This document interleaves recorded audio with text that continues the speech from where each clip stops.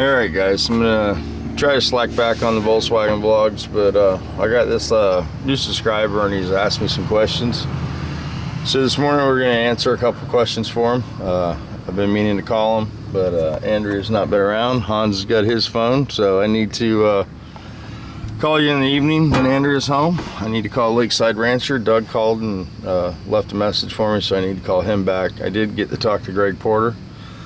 So I'm going to answer a couple questions for my new subscriber, and the one question that he had a couple, but we'll start with the case question. He wanted to know painted or not painted on the case, and you know, it's personal preference. I don't think there's a temperature issue.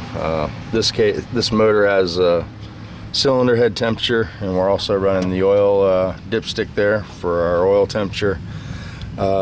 It doesn't run hot at all.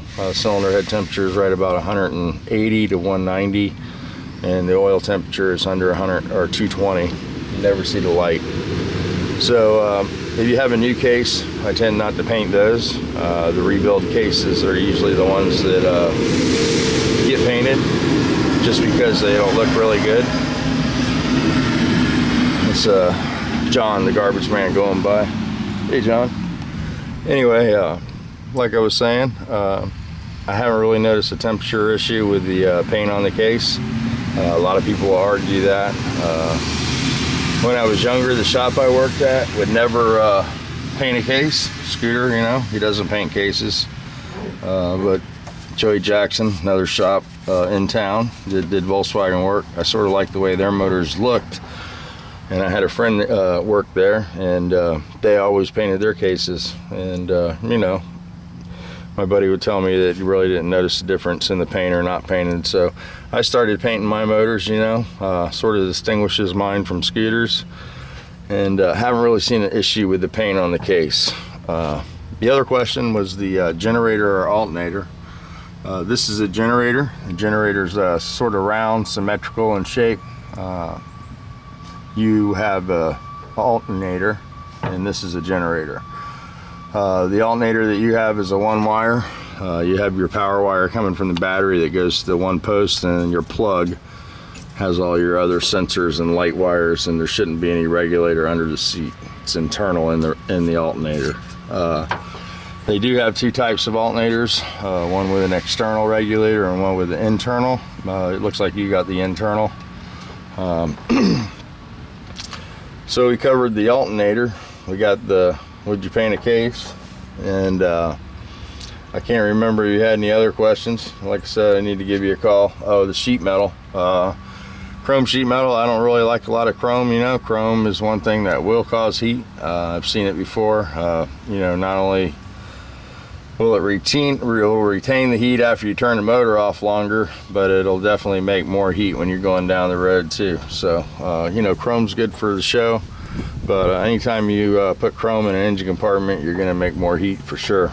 The other thing that we do sometimes is New Speed makes a little deck lid standoff, you know, that'll hold your deck lid open a little bit and let that heat out of the engine compartment and let some fresh air in there. That's a good idea.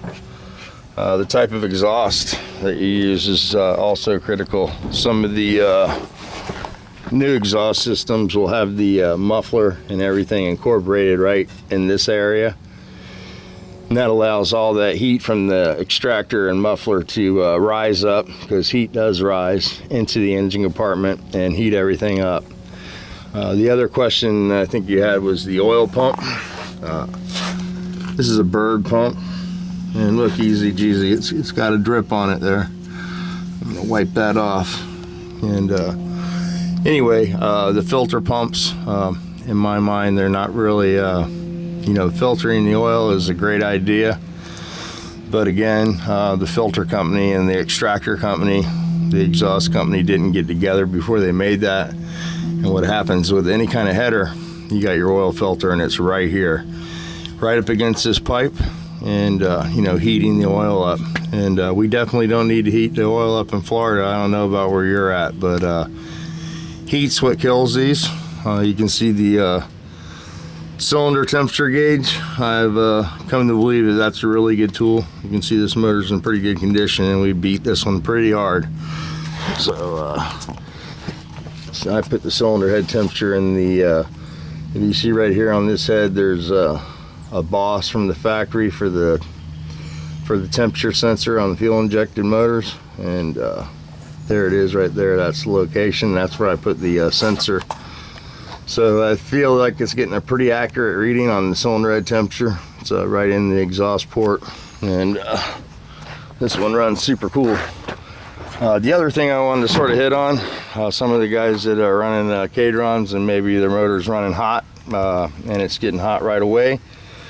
The other thing that we have to consider is you know, we all have custom motors after we go from a 1600. Even with a 1600, if you put an 09 in an exhaust and, you know, it's a custom setup, you know, you're going to have to get into the carburetor sometimes and rejet the carburetors. I know I did put a video up when I jetted the Cadrons there. I know Greg saw that, and I think maybe you ought to try increasing the main jet size on your carburetor and see if that helps with the heat issue. Give it more fuel.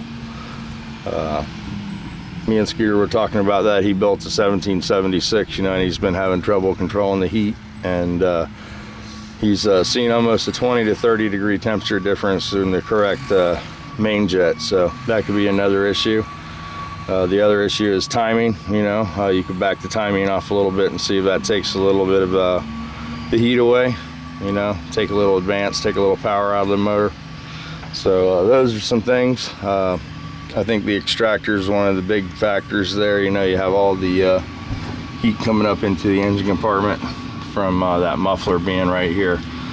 The other thing is you want to make sure that your engine compartment is sealed up. You know, always incorporate a new seal. This is the engine compartment seal.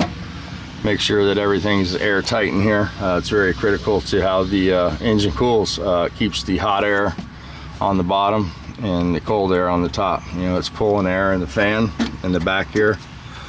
And if you have a bunch of holes here, letting the hot air from the exhaust into the engine compartment, that's what it's pulling in and blowing over the oil cooler.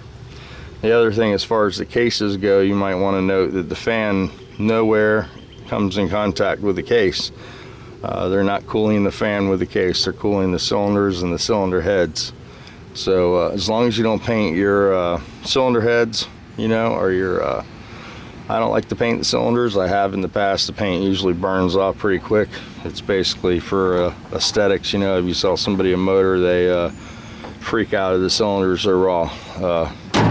Raw is always better though, you know, if you like that look. With the case, a lot it's personal preference, you know. So my race motor is not painted, but it gets hotter than any of them, of course, because there's no fan on this thing. So that's something that we need to do on this. We're gonna have to build some sort of cooling system on this thing. We're gonna race it because it gets extremely too hot. So I used to have some tins on here, and I ran a bus fan, and my bus fan went bad. So I'm looking for a bus fan. If any of you YouTubers out there have one or seen one, know what I'm talking about. A little squirrel cage deal that mounts on a bus. I believe it's for the heater.